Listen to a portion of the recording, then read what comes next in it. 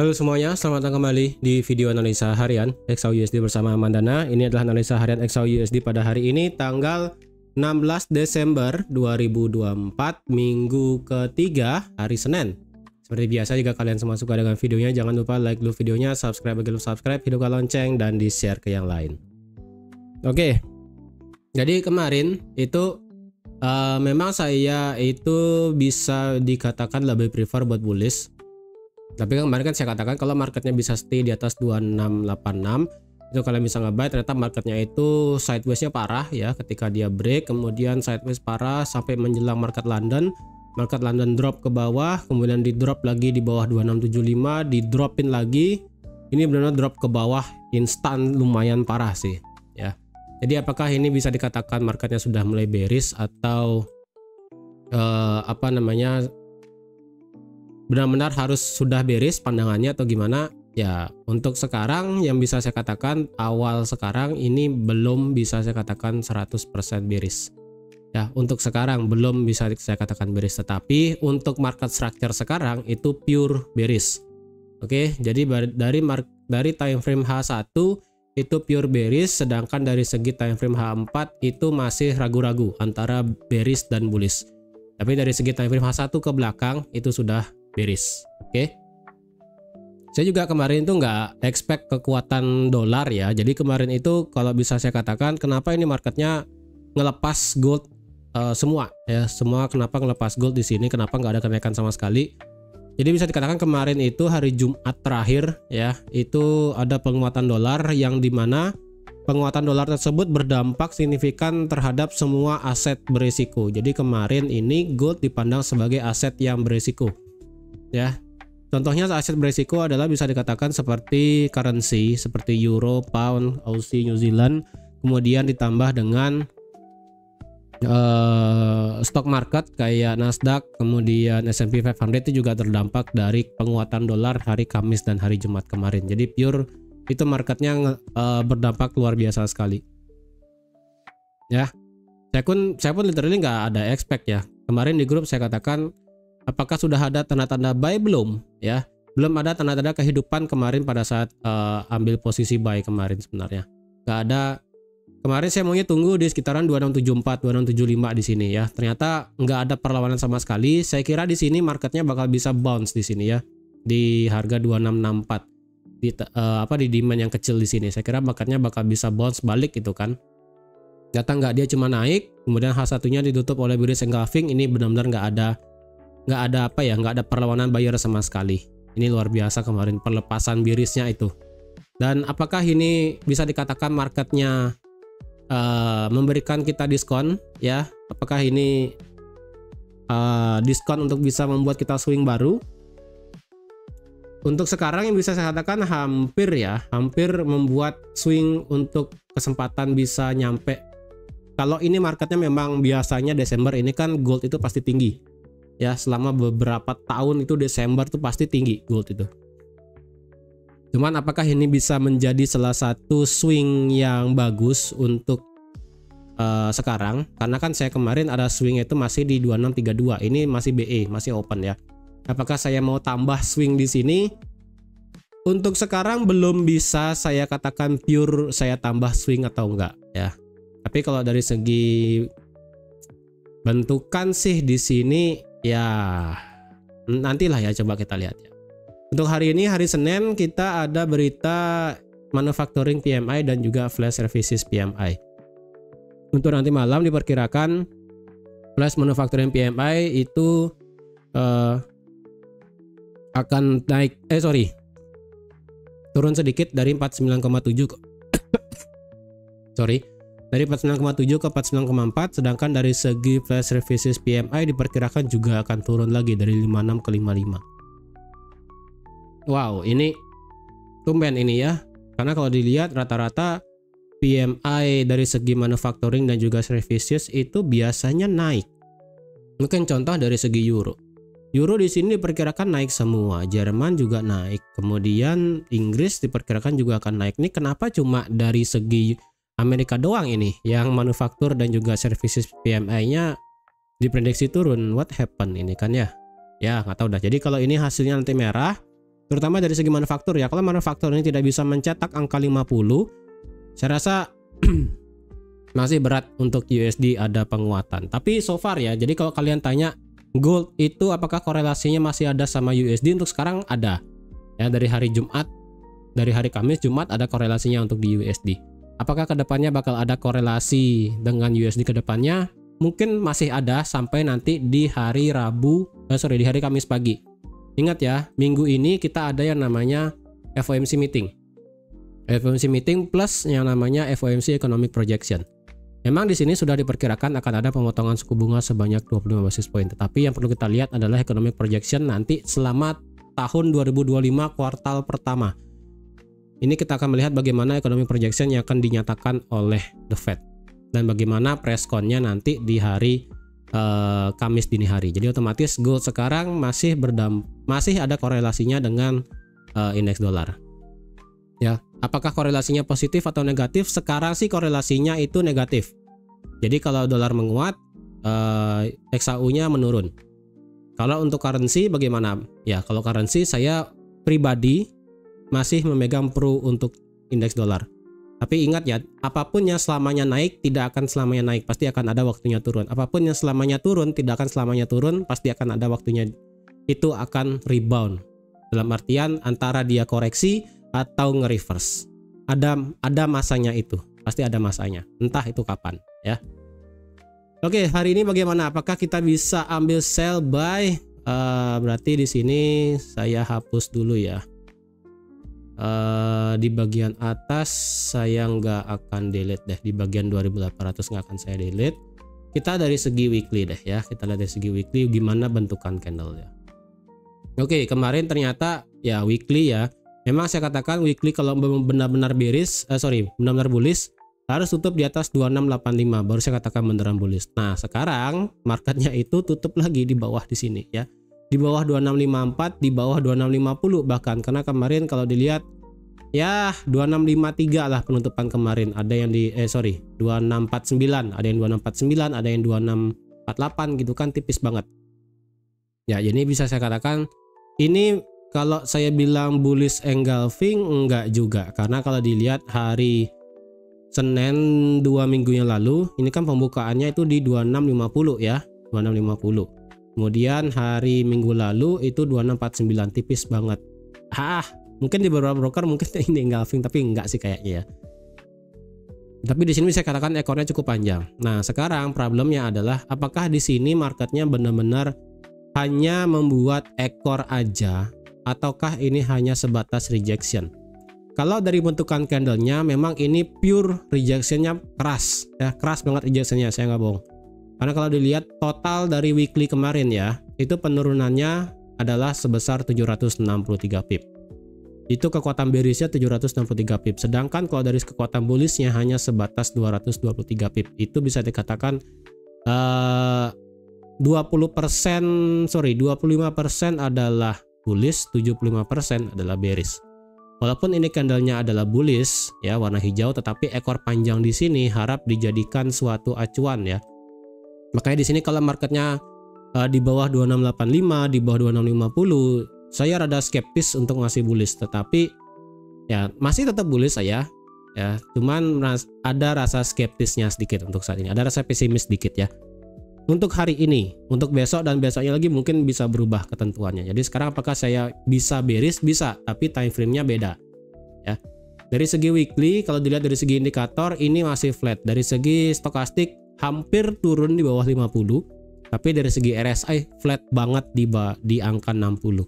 Jadi ini marketnya berat banget kalau bisa saya katakan akan akan ada momentum naik. Untuk sekarang sih belum bisa. Apakah ada pattern terbaru dari segi weekly? Pattern terbaru yang dari weekly kalau dilihat apakah mengulang kejadian beberapa hari kemarin? Nggak ada sih, tapi kalau dilihat ini sepertinya ya, jadi karena ini rejection cukup panjang di weekly, coba kita dari segi daily nggak bisa, kita pakai weekly aja lah ya. Dari weekly kita sambungkan dari ujung ke sini sampai ke sini Berarti dari segi daily pernah break, tapi dari segi kita pakai ke sini dan hubungkan ke sini. Oke. Dari segi weekly seperti ini, sedangkan kalau dari segi weekly bagian bawah itu sepertinya akan saya hubungkan dari sini ke sini aja deh, ujung ke ujung. Bentar, kalau dari sini ke sini kayaknya kok nggak begitu bagus ya. Nggak begitu bagus ya, coba sebentar ya. Kayaknya ini ada sedikit problem di sini. Coba dari sini. Dari sini apakah kena atau dari sini? Dari sini sih make sense. Cuman dari segi weekly-nya ini rada berat. Coba kita buat ke sini. Ya, ada dua sih ya. Ya, ada dua. Jadi kalau dilihat apakah di sini ada pattern, hampir membuat pattern ya. Menurut saya sih ini hampir membuat pattern ya. Apakah di sini membuat bullish penan? Ya masalahnya ini ya. Masalahnya kenapa? Biasanya untuk membuat suatu trend line itu kan at least minimal menurut textbook adalah 2 kali touch. 3 kali touch. Ini kan baru 1, baru 2. Ini juga baru 1, baru 2. Nah, tetapi kalau yang bagian atas, kalau kita hubungkan dari sini ke sini, memang ini sudah 3 kali touch ataupun sudah 3 kali sentuh ya. Di sini 1, di sini 2, di sini 3. Nah, problemnya adalah ini apa ya, sudut kemiringannya nggak begitu bagus. Ya, kemiringannya di sini nggak begitu bagus sudutnya. Makanya saya di sini kurang begitu bagus banget kalau mau diambil di sini, itu aja sih. Tapi kalau dipaksain ke sini ya, jadi kalau dipaksain ke sini bisa, cuman baru 2 kali. Ini sedikit problem ya. Mungkin ada mungkin ada 2 gini deh, mungkin bisa saya katakannya ada 2 aliran mungkin ya, antara orang yang ngelihat ini dan ini. Berarti ini sudah 3 kali sentuh, yang dimana berarti secara weekly, kalau nanti weekly-nya bisa break di atas trend line-nya di sini, otomatis minggu ini itu bisa menjadi trigger bahwa oke, minggu depan, tapi masalahnya minggu depan kita sudah libur ya. Sedikit problem di sini berarti. Jadi kalau orang beranggapan, kalau rata-rata big player dan juga big money mungkin melihatnya ini sebagai trend line atas yang sudah 3 kali sentuh, dan kalau minggu ini ditutup seperti ini, ini saya ulang dulu ya. Kalau tutupnya seperti ini berarti ada indikasi marketnya bisa lanjut bullish lagi di 2 minggu lagi. Ya, tapi kalau market smart money lebih prefer ngelihat ini dan tutupnya masih di bawah di sini ya. Jadi kalau tutupnya di bawah di sini kan otomatis close-nya di sini nih ya, minggu ini. Ya. Anggaplah kayak begini ya. Kayak begini berarti close-nya kan ya anggaplah di 2685 close-nya seperti ini. Tapi dari segi kalau ditarik ke atas masih di bawah trend line. Nah, ini problemnya. Yang mana mau dilihat yang ini atau di sini? Itu aja sih. Ada sedikit bias soalnya. Kalau dipaksain ke sini sudutnya agak gimana agak nggak terlalu bagus, tapi kalau dipaksa ke sini sudutnya bagus, dan ini masalahnya masih kedua kali touch, dan ini berarti kalau memang membentuk segitiga ini antara symmetrical triangle atau bullish pennant dari segi time frame weekly ya. Jadi kalau ada bullish pennant di sini dan ini benar bullish pennant, biasanya kalau 1 banding 1 ya, biasanya kalau 1 banding 1 ketika dia break berarti diambil dari sudut teratas dan terlebarnya. Berarti terlebarnya anggaplah sampai sini ya. Berarti sebanyak 2703 pip. Jadi ketika nanti dia break ke atas, anggaplah mungkin minggu ini ya, anggaplah minggu ini breaknya, dan memang kalau ini dianggap sebagai symmetrical triangle atau bullish pennant. Ini saya perbaiki deh. Ini diturunkanlah sedikit ya. Anggaplah di sini ya, di sini. Biar dia break dari segitiganya. Maka kalau dijari 1 banding 1, maka paling atasnya berarti sampai 2975. 2975 berarti melewati 1618 extension FIBO weekly dan hampir mendekati 3000. Dan ini pun kalau memang dianggap seperti itu ya, itu hanya sebatas target aja. Oke. Jadi apakah ini trendline bisa dipakai? Bisa. Apakah ini dipandang sebagai pattern tertentu untuk saat ini belum, ya. Hampir. Makanya ini tergantung ya bagian atas di sini apakah ini atau ini. Ini problemnya. Karena kalau dibawa ke daily, ya, kalau dibawa ke daily, kalau ini kena dan ini kena, ini pernah break ke atas dan kemudian balik lagi ke bawah. Makanya ini sedikit problem sebenarnya, ya. Kalau dipakai ke sini bisa, tapi ini nggak kena masalahnya. Tapi kalau dari segi weekly, ya ini nggak kena, ya. Kayak ini sedikit dilema sebenarnya. Apakah ini atau ini yang dipakai, gitu, ya. Tapi menurut saya sih belum bisa pure dipakai apapun karena ini marketnya benar-benar apa ya?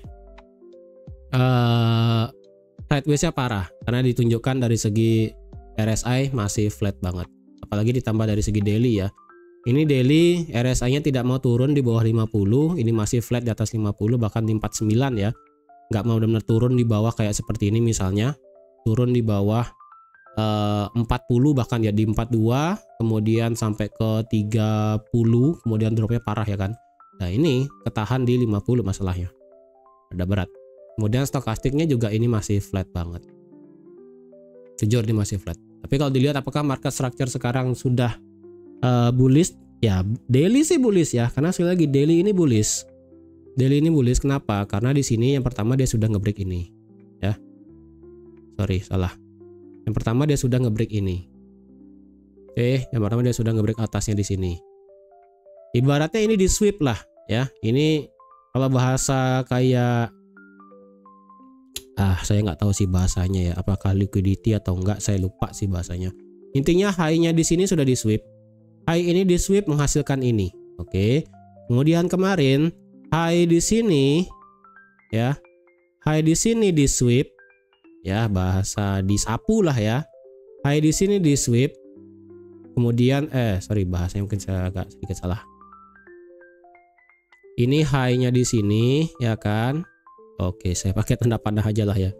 Ini high di sini sudah diambil ya kan. Kemudian ketika high ini diambil terciptalah suatu higher low baru. Ya, terciptalah higher low yang baru. Ketika high ini di sweep, saya pakai gini ya, apa namanya, ujung ekor. Ketika high ini di sweep, oke, ketika high ini di sweep, apakah akan tercipta suatu higher low baru di sini? Bisa saja. Ya, bisa saja. Karena kebiasaannya kemarin ketika suatu valid high di sweep, maka ini baru kejadian kemarin ya. Secara histori kemarin, itu ketika market membuat ataupun menyapu high valid, market membuat higher low yang baru. Ini contoh kasusnya mengesweep candle di 25 November, menyapu candle tersebut, diambil high-nya, kemudian marketnya turun. Apakah di sini bisa menjadi suatu higher low baru? Bisa saja ya. Karena dari segi daily otomatis marketnya sekarang masih seperti ini ya. Ini turun, turun, ini seperti ini. Kenapa bukan ini yang dipakai ya? Karena dari segi overall kan begini ya. Ini high, low, ini high. Dan ini tinggal apakah di sini marketnya membuat higher low baru. Karena secara historinya lagi, kita bicara histori ya. Dari ketika dia nge-sweep valid high, kalian tarik Fibo dari sini ke sini, maka kemarin historinya nyampe 61,8. Ya, 61,8. Dan jika ditarik dari sini ke sini untuk mencari extension ya, sebenarnya marketnya masih punya peluang naik sampai 2752 selaku 1272. Tapi kenyataannya adalah ketika dia nge-sweep high-nya di sini titik 100-nya, ketika dia nge-sweep titik 100, marketnya langsung nge-reject. Dan kalau dihitung dengan menggunakan Fibo lagi dari ke sini ke sini, maka dilihat juga marketnya berhenti di 61,8 juga. Apakah di sini menjadi valid higher low nanti baru? Ada kemungkinan. Apakah di sini akan menjadi potensial swing untuk selanjutnya untuk bisa naik sampai sini lagi atau mungkin beyond sampai 2750 pada Desember nanti atau nggak sampai Januari? Ada kemungkinannya. Tetapi ingat ini time frame-nya besar. Jadi harus ada penuh kesabaran. Apakah juga ada kemungkinan marketnya mengulang kejadian kemarin yang ada di sini? Bisa jadi juga. Ya, jadi kalau memang marketnya memilih untuk stay di sini sampai nanti FOMC, ya bisa aja selama 3 hari ke depan ya. Berarti sekarang Senin, Selasa, Rabu, Ya mungkin dia akan stay di sini, baru nanti hari Kamis mungkin dia baru terbang mungkin, ya kan? Atau enggak malah dia memilih untuk turun bisa juga. Atau mungkin paling worst case-nya adalah marketnya seperti ini mengulang ya. Ya udah diam di tengah-tengah aja dia. Dia nggak ngelewatin 2670, dia nggak ngelewatin 2680, dia ngelewatin sampai sini, turun lagi, naik lagi, turun lagi.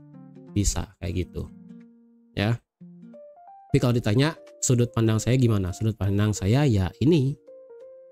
Ya, dari segi daily di sini, tapi dari segi H4 Fibo yang bisa dipakai sebenarnya adalah dari sini. Ya, karena swing terakhir dari segi H4 adalah di sini. Di 2612. Seperti itu.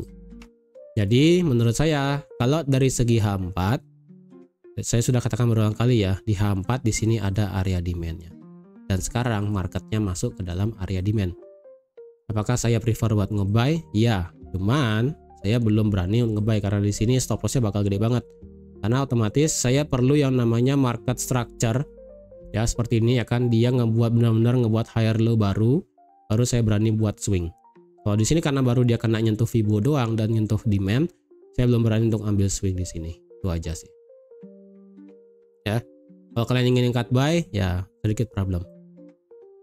Nanti kalau misalnya hari ini marketnya prefer buat melanjutkan penurunannya, apakah buy masih valid? Masih.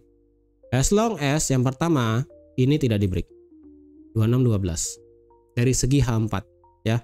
Kalau H4 ngebreak 2612 tetapi daily tidak ngebreak di bawah 2605, itu akan sedikit ragu, berarti otomatis H4 sudah menjadi bullish. Tapi biasanya sih karena ini mepet ya. H4 2612, daily 2605. Karena ini mepet, jadi otomatis kalau ini break semuanya, otomatis daily juga bakal break di bawah 2605, H4 break di bawah 2612. Oke, saya pribadi prefer buat sell nanti. Ya, berarti otomatis Januari mungkin akan menjadi salah satu bulan yang menjadi bearish dalam beberapa tahun terakhir. Tapi kalau as long as ini masih bertahan 2612, 2605, saya pribadi masih ambil posisi buy. Itu, ya. Dan sekarang mungkin bertanya di mana ambil buy atau nggak di mana ambil sell gitu kan ya. Nah, ini nggak mau dihapus dia. Oke ya, ingat ini H4 ada demand, marketnya sudah masuk H4 dan kemudian marketnya itu mantul naik ya. Dan kalau dilihat apakah di sini ada suatu area untuk nge-sell, bisa di sini. Ya. Karena di sini ada yang namanya area supply, di sini juga ada sebutannya drop base drop. Ya, yang dimana di sini kalau berdasarkan historinya ini kita bisa sama-sama pakai di 26 berapa dikit ya. Ini sih angkanya nggak terlalu bagus, kayaknya di sini deh. 2685 sih. 2685 berdasarkan histori ini 2685. Ya, 2685 berdasarkan historinya. Dan ini pun pas di tengah-tengah ya, di tengah-tengah zona area drop base drop, area supply-nya. Kalau cari di bawahnya lagi di mana? Kalau dicari di bawahnya lagi ya kayak kemarin berarti di sini ya di 2675 selaku angka cantik. Ya, 2675, 2685. Berarti kelipatan 5 diambil. Kalau di bawah itu ada nggak? Kalau di bawah itu dari segi time frame H4 yang bisa dilihat berdasarkan histori sih ini doang. Ya, kayaknya sih ini deh ya. Tapi 2660 deh. Ya, 2660 walaupun di sini sempat ada beberapa kali bias ya di sini. Ini biasnya, kemudian ini fake out, tapi ini ketahan dan ini berhenti. Dia nggak breakout di sini masalahnya ya. Di 2660 di sini nggak breakout marketnya. Dia cuma berhenti kemudian lewat. Itu sedikit problem sebenarnya. Tapi oke lah, masih bisa dipakai 2660. Lah, kenapa geser dia? 2660. Oke, 2660.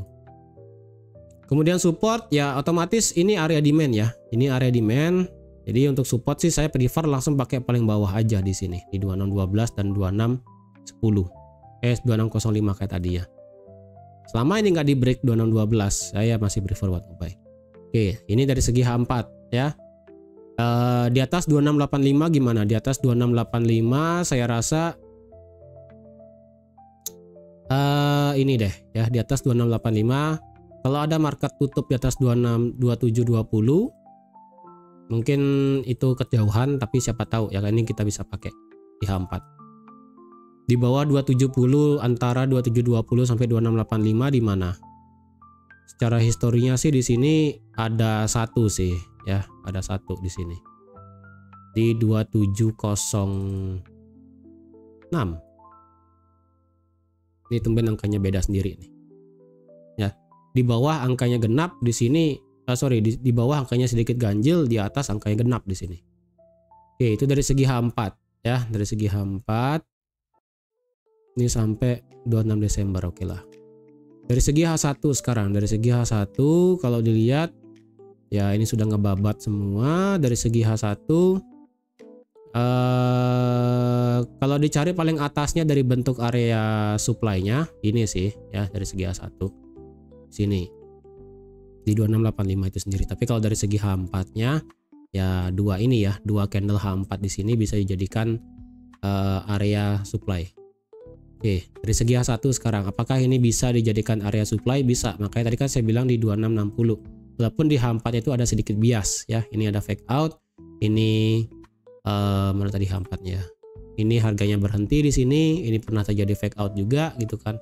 Jadi 2660 bisa dikonsiderin, bisa jadi pertimbangan kalau ingin ambil sell di 2660. Oke. Kenapa nggak di sini? Karena di sini marketnya pasti sudah ngambil liquidity di sini ya. Karena kelihatan banget ini. Makanya saya kemarin kan kalau ini marketnya bisa stay di atas, ini marketnya ngambil liquidity ini pasti. Karena candlenya mengecil ya, membesar, mengecil, langsung ada bullish engulfing ngemakan dua candle sebelumnya, tetapi langsung dibalas dengan bearish engulfing. Berarti otomatis di sini ada liquidity-nya, diambil liquidity, market masuk lagi dan kemudian turun. Nah, di sini karena dia cuma ngambil satu doang, di sini masih ada peluang chance untuk bisa nge-sell. Oke, kalau dilihat dari segi H1 apakah kita bisa melihat terjadinya divergen? RSI sih ada ya, RSI sih ada di sini kalau kalian lihat ya, kecil banget nih ya. Saiprit dia ngebuat higher low, tapi di sini marketnya ngebuat lower low. Ada potensialnya kalau ini bisa menjadi divergen. Jadi kalau sekarang nanti kalian nonton videonya instant buy, consider 2660 itu bakal ada terjadi pantulan ya. Jadi sebaiknya jangan terlalu karena ini time frame H1 divergennya ya. Jadi jangan taruh SL di bawah area demand. Better sekarang taruh SL-nya di bawah low terakhir. Ya, di sini berarti taruh low-nya. Di 2642. Karena barusan ini kan low terendahnya itu di 2643. Jadi better kalau kalian ingin ambil buy, nonton di sini. Tapi marketnya tidak sampai 2660, kalian buy, stop loss taruh di bawah 2643. Berarti bisa di 2642 atau enggak kalian ekstrimkan sampai 2641 ya terserah, karena per harga sekarang di 2652 SL-nya itu berarti 100 pip. Tapi itu terserah kalian ya. Tapi kalau ditanya saya ngebuy nggak sekarang? Belum. Ya, belum. Karena ini perlu saya perhatikan 2660 di sini. Jadi kalau seandainya ini marketnya naik sampai 2660, turun ya, turun dan di sini terjadi pembalikan lagi sekali, ngebreak dia. Ketika dia ngebreak kemudian baru dia turun lagi. Nah, ketika di sini sudah terjadi structure yang namanya higher high dan higher low, internalnya sudah ngebuat bullish structure seperti di sini, ya saya prefer nanti bisa ngebuy. Itu aja. Tapi karena sekarang ini market structure-nya belum menunjukkan adanya higher high dan higher low, saya belum berani untuk ambil buy. Itu. Tapi di M30 sudah ada bullish engulfing. Ya, M30-nya ya, cuman saya belum pure berani. Itu aja ya. Kalau ada nggak trend line di sini di time frame H1, apakah kita bisa nekat tarik trend line? Dari sini ke sini sih ya oke lah ya, ini bisa dipakai. Ya, berarti sekarang di H1 kita ada trend line turun yang sudah dites banyak 4 kali, 1 2 3 4 drop ya kan. Jadi ini bisa menjadi suatu confluence saya sendiri berarti ya. Jadi kalau nanti marketnya naik, turun, nabrak, turun, break, turun lagi, baru saya akan bisa ngebuy. Tapi tergantung juga ini marketnya gimana geraknya ya. Karena kalau dilihat ini kan kalau marketnya ini kena sampai trendline itu memerlukan jarak dari jam sekarang itu at least kalau dia naik terus ya berarti 8 jam ke depan. Kalau dia bergerak sideways berarti at least 22 jam ke depan atau enggak 24 jam. Berarti besok baru mungkin bisa ada kepastian apakah bakal break trendline atau enggak. Karena ini paling worst case-nya adalah sampai 24 jam ataupun 1 hari ke depan. Berarti sampai besok hari Selasa mungkin baru lebih kelihatan apakah ini marketnya beneran break trendline atau enggak. Gitu. Oke. Kalau nge-sell gimana? Kalau saya sih prefer nge-sell di 2685 atau enggak 2660 kalau kalian ingin ambil sell kecil-kecilan ya. Di sini. Di area 2660 di sini. Jadi kalau ada yang ingin ambil sell di sini di 2660, it's okay. Ya. Dengan target kalian make sense aja lah. Antara 2650 dapat 100 pip kan lumayan. Atau enggak sampai 2647 juga it's okay, nggak masalah. Ya. Kalau saya ingin counter gimana? Saya sih pribadi karena sekali lagi ya saya nggak mau ngerusak plan saya, jadi saya tetap prefer ambil buy sih. Tapi kalau saya prefer ambil sell 2660 bisa menjadi suatu suatu alasan. Kalau ngelewatin 2660 gimana? 2660 lewat, saya prefer sell nanti di 2685. Ini kalian bisa lihat ya. Ini saya katakan kemarin marketnya ngambil liquidity. Jam 5. Ya, ini marketnya ngambil liquidity semua di sini ya. Dia ngambil liquidity tinggi sampai level terakhir, kemudian marketnya turun. Ini juga marketnya sudah ngambil level liquidity-nya naik dan kemudian turun. Jadi otomatis ini menjadi liquidity terakhir yang ada di 2660 sampai 2665. Jadi kalau nggak ada konfirmasi di 2660 2665, marketnya turun, kemungkinan ini bisa di break. Ya. Jadi kalau ingin buy, apakah saya nge-buy ketika market break 2660? Enggak. Ya. Terkecuali marketnya benar-benar break, kemudian dengan power besar dan digabung dengan tadi indikatornya mungkin bisa naik lagi, atau mungkin dengan bentukan candle dan juga volumenya tinggi, mungkin saya akan prefer buat nge-buy, tapi kecil, bukan untuk swing. Kapan saya mungkin tambah swingnya? Untuk saat ini belum bisa saya katakan kapan tambah swing ya. Untuk saat ini belum. Entah mungkin sore atau besok, mungkin tergantung ini bentukan candlenya gimana. Karena sekali lagi, as long as 2612 masih bertahan, saya prefer buat ambil buy. Entah ini bakal jadi swing atau enggak, saya kurang tahu. Kalau kalian ingin sell, teritori ini bisa nge-sell 2660 sampai 2665. Oke, itu mentok. 2664 ya, 2665 lah mentoknya. Kenapa nggak bisa di 2672 ya? Karena nanggung ya, 2675. 2675 bisa nggak nge-sell? Bisa, karena itu kan menjadi salah satu support become resistant. Tapi masalahnya di sini sudah pernah dites 2675 ya. Marketnya sudah pernah ngetes 2675. Ini terbukti dengan yang di sini ya. Nggak kelihatan di M5 nggak kelihatan, tapi M3 sih seharusnya kelihatan. Nah di sini ya, marketnya break di bawah 2675, naik sedikit di atas 2675, kemudian marketnya langsung ngedrop ke bawah. Jadi ini sudah pernah dites. Jadi kalau ingin nge-sell di 2675, hati-hati. Jadi saran saya kalau ingin nge-sell lebih baik di 2685. Melewatin 2685 apakah nge-buy? Ya saya nge-buy karena otomatis ketika dia break di atas 2685, trendline ini pun otomatis sudah lewat. Ya. Kalau digabungkan dengan Fibo sekarang ya, sorry, bukan Fibo. Apa namanya kemarin? Saya maunya itu nge-share sudut pandang saya. Kenapa? Kemarin itu saya maunya ada nge-share untuk ada pattern ya kemarin itu sebenarnya. Sebelum saya tutup nih. Kemarin di sini ada pattern yang namanya bearish flag. Nah, kalau dicari bearish flag-nya, ini sebenarnya kalau nggak salah sih sekarang itu sudah kena 1:1. Karena kalau ditarik dari sini sampai ke sini, dan ketika dia break ke bawah, ya, ketika dia ini kan berarti breaknya di sini ya. Berarti kalau ditarik breaknya di sini, ini sudah kena 1:1. Oke. Kenapa saya nggak tarik dari sini? Karena di sini sudah ada swingnya. Jadi otomatis dari paling puncak di sini, ini adalah tiangnya, ini adalah benderanya. Ya ini saya kecilkan dah ya. Bentar, ini matikan dulu. Nah di sini ya. Oke. Ini adalah tiang. ini adalah tiang, ini adalah bendera. Ketika dia break benderanya ke bawah, dan ini pun sudah kena targetnya 1:1 ya. 1:1-nya di sini sudah pas 2648. Jadi ada kemungkinan ini marketnya buat nge-reverse naik. Apakah reverse ini koreksi atau enggak? Sekarang dari segi H1 itu adalah koreksi ya, sebatas koreksi. Berarti otomatis dari sini sampai ke sini kalian bisa lihat 38,2 ada di 2660, kemudian 2675 ada di 61,8 ya. Jadi masih bisa nge-sell ya, masih bisa, cuma perhatikan nanti level-levelnya, itu aja. Dan lihat juga bagaimana price action dari candle tersebut, apakah benar-benar marketnya bakal melanjutkan time frame besar H4 buat lanjut bullish, atau ini untuk dari segi time frame H1 dan M30 sampai time frame kecil itu untuk melanjutkan bearish. Ingat sekarang ya, dari time frame H1 sampai paling kecil itu bearish, H4 sampai paling besar itu adalah bullish. Silahkan kalian mau sudut pandang yang manapun sudah boleh, bearish mau bullish juga sama aja. Buy ataupun sell juga it's okay. Oke. Jadi sekian dulu untuk analisa XAUSD pada hari ini. Terima kasih sudah nonton video sampai habis. Terima kasih juga sudah like, share, dan subscribe seperti biasa. Update-nya untuk apakah saya akan ambil swing atau enggak, mungkin saya akan share nanti di grup Discord.